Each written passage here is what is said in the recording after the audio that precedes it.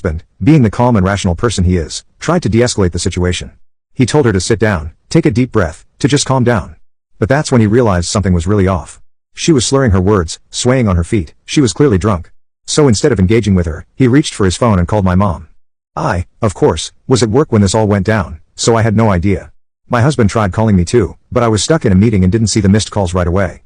Meanwhile, my sister kept ranting, getting louder and angrier, calling him names, saying that if he were a real man he would have helped her instead of turning his back on her at her time of need.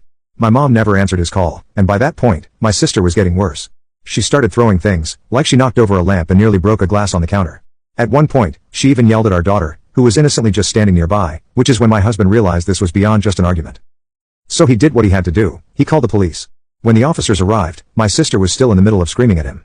The second she saw them, she tried to play it off like he was the problem, acting as if she had done nothing wrong when she was the one who had barged into our place.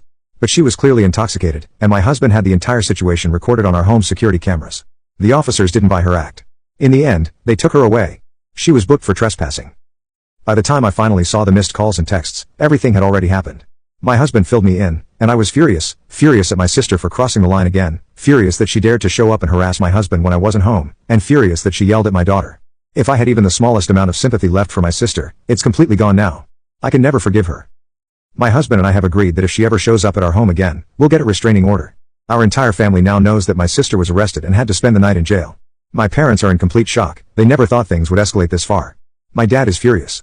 He's saying that enough is enough and he wants to kick her out immediately. He's been patient with her for too long, and now he feels like she's putting herself, and more importantly, her kids, in danger.